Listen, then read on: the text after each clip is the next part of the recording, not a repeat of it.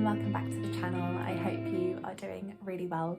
In today's video, I want to share with you ways in which I manage my workload as a teacher and a head of department, which help me to achieve a better work-life balance. Now, if you are new here, hi and hello, my name is Sophia. I work in a large secondary school in London as a science teacher and head of department, and I run this little community channel here on YouTube just to share my teaching experience and advice, which I hope you find useful. So please do subscribe to the channel if you do, and leave me a comment telling me where you're from and what your teaching experience is like. And without further ado, let's get into today's video.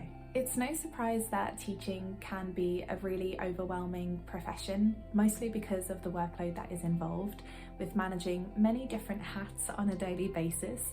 And when you are someone that then has additional responsibility on top of teaching the subject that you've chosen to do, you then have to find ways to manage your workload even more strategically. So in today's video, I'm going to share with you 5 ways that I have found success in managing my workload so that I feel on top of everything that I have to do on a day-to-day basis without falling behind on my kind of strategic vision and thinking of things I want to achieve in the future. So my very first strategy is how I organise my medium-term plans and lesson resources. I have tried many things over the past few years, and I truly have found it to be the most successful when it is electronic. So I have an Excel spreadsheet where I write my medium-term plans for all of the classes that I teach, and that's where I keep my teaching timetable as well. That way I can pull it up on my phone or wherever I'm at on a computer or a laptop, and it really just helps me to ensure that I have enough time to teach the content that I have to teach to each of my classes, but also that I have the flexibility and freedom to tweak and change those medium-term plans in response to particular things that might have happened at school. Managing my lesson resources is also really important, and doing so electronically in folders by topic type and year group has been the most successful for me. I used to save it as different folders for my class codes and then rely on my memory to find the lesson resource that I had used for a particular class that I taught in the past. But now I find that it's much easier to manage those lesson resources by key stage, by topic, by year group. And so whenever I'm using those lesson resources in the future, I just have to find the original ones and tweak and modify and save those versions accordingly. Now, the good thing about these lesson resources being stored electronically, I have found it particularly useful to do so on OneDrive, because again, it means that I can access it from wherever I'm at. So if I end up teaching in a different classroom, or something's not quite happened to plan, or we've had to be working from home, I have full access to all of those lesson resources without worrying about my access to them. My second strategy to help me manage my workload is to actually prep and plan lessons in bulk. If I get the chance to bulk prep and plan some of the lessons for a new topic for a particular cohort in which I teach more than one class, I will often prefer to do that over a half term so that I can prep many weeks in advance, get the printing done, and then most of that bulk prep is done and I just need to focus on small refinements and tweaks between those lessons. But I also really enjoy doing some bulk prepping on a weekly basis, where I'll carve out a couple of hours and bulk prep and plan those lessons that I have the following week. And so each trip to reprographics or to a printer means that I can just get on top of the printing of those student worksheets and lesson resources all in one go. But it also means that when I'm sat at my desk prepping and planning those lessons, I am in that zone. I'm completely focused on how I should refine all of the lesson resources I've used in the past, and so I'm able to make those adjustments a lot quicker without having many interruptions. My third tip is actually planning my to-do lists well in advance, and I do to-do lists in 3 versions. So the first one is a half-termly to-do list, and then I do a weekly to-do list from which then I pull a daily to-do list.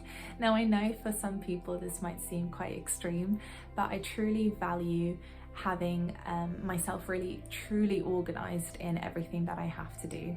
Like I said before, teaching is such a complex and overwhelming profession, and if you don't prep your day-to-day and your weeks and your half terms with the key priorities that you want to achieve, you then live the day-to-day in a very reactive state because it's very difficult to know what to prioritize. So the way that I plan my to-do lists are in two ways. The first is using my Notion. I will leave some of my Notion videos linked up here in the cards for you to see. But I really enjoy using this platform because it gives me full ownership and flexibility in managing these to-do lists without needing to start from scratch every single time. The thing about writing to-do lists in a diary or a planner or on paper is it always feels like you're starting from fresh every single time you write a to-do list. So I wanted to make sure that using Notion, I had full flexibility to review things that I had done before, change where they were located, forward plan things in the future. And so that's where I find it really helpful to do the half-termly to-do lists. So then it's so much easier for me to pull those items down into a weekly to-do list. My day-to-day writing of these to-do lists is really straightforward because as I've mapped out my weekly to-do list, I've already done so in a way where I've done that and mapped that out for each of the days. So it makes it so much easier in the morning or the day before to look at what's the day ahead of me looking like and what are the key things that I need to achieve, and is there anything else that has come in the meantime that I hadn't planned to do on that day that I need to pencil in. So it gives me that freedom to still be somewhat reactive in my proactiveness, but still feel accomplished in everything that needs to get done. My fourth tip in managing my workload is having a real clear understanding about what my priorities are. Number one will absolutely always be teaching. The first thing that I make sure that I have done every single day is prepped and planned my lessons. And in fact, I would always go home the day before knowing and feeling rested and reassured that the next day is fully prepped and planned. So no matter what happens in the morning, I don't feel chaotic and disorganized. And so that's a golden rule of mine. If you don't do that, I would highly recommend it because it really does make your day go smoother. So for me, priority number one is always my teaching. Priority number two then are the non-negotiables of that day. And what I mean by this are meetings or duties or particular events that you can't really move around. So that might be a CPD session, an online course, a particular call that you have to make at that time. So I like to pencil in when those non-negotiables are taking place around my teaching schedule. So then those are the two things that I have to always prioritize getting done in that day. My third priority then is my pastoral care and role and responsibility. So I am still currently a tutor as a head of department, and I really truly value that responsibility, and I think it's such an important aspect and part of school life for students to have a point of contact. But obviously on a day-to-day basis there will be particular days where my pastoral role is going to take up a lot more time than other days. So I always ensure that that is something that I carve a little bit of time for every single day, so that the pastoral care of both my tutor group and the students that I teach or students that I encounter on duty is always resolved and sorted before I leave. And so then the last priority after that is then my responsibilities. And I think unfortunately what happens in teaching quite a lot is people forget that priority number one has to always be teaching. I often see people as they climb up the ladder and they are taking more responsibility in teaching, prepping and planning their lessons becomes the last thing that they do, and they do that quite quickly in 5 minutes or so and fairly rushed, or just before the lesson they go and grab the sheets that they needed to print. And so I would really challenge you to just restructure that and remind yourself that firstly and foremost, no matter what responsibility we have in a school, the most important role that we play is a classroom teacher. So now that I've spoken about how I prioritize my day-to-day and write my to-do lists and use those resources, so my tip number 5 then is to choose one main deep piece of work that I do that is linked to my responsibilities beyond being a classroom teacher. And I kid you not, choosing one thing to do on a day-to-day basis means that across the week you have done 5 really important pieces of work, and across a half term you have done about 30. And that is really not insignificant. That's a huge milestone to achieve. And so what I will do is on a day-to-day basis, I will write all of the lessons that I have to teach, all of my non-negotiables, all of the potential emails or calls or deadlines that I might need to meet, and then I will choose what's the main task I would like to achieve today, no matter how small it is, no matter how long it takes me to do. I will choose at least one, and if I have time I'll put more than one, just to kind of slot those in to my day-to-day and see if I can be a bit more ambitious.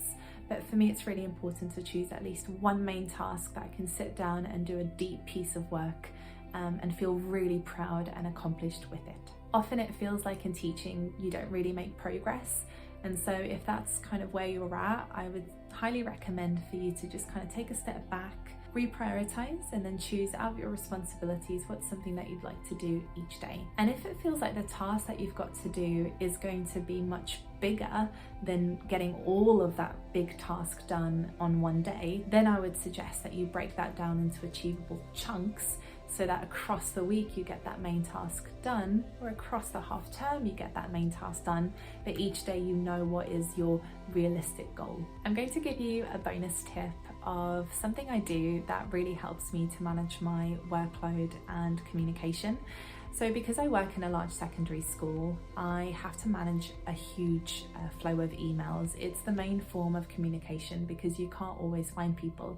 And so if this is an experience that you have, or if you don't necessarily work in a large school, but you are finding email flow and you're managing your email inbox quite overwhelming and daunting, then this is the tip I have for you. I regularly check my emails throughout the day, and I carve out particular pockets of time in which I will just sit and manage the emails that have come through. So I'll always do that at the start of the day, then either at break or lunchtime, and then always at the end of the day. And so having those 3 checks throughout the day just to clear any emails that have come in, and I will automatically sort those into 3 categories. I will either delete it immediately, or I will notice that it's something fairly important that I have to read and action, and so I will flag it.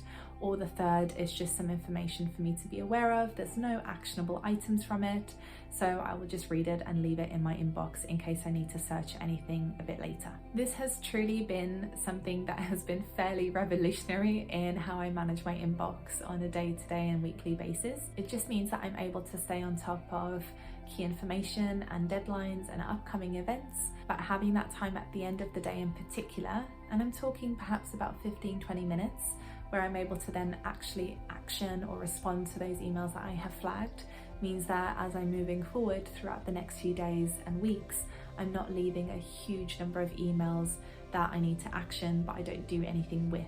And there you have it. I hope that you have found those tips useful, and let me know in the comments down below which tip really resonated with you and that you might try.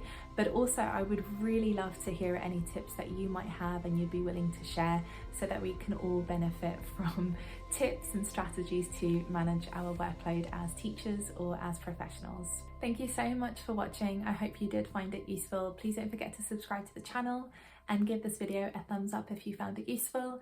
And I shall see you very soon in a new video. Take care. Bye.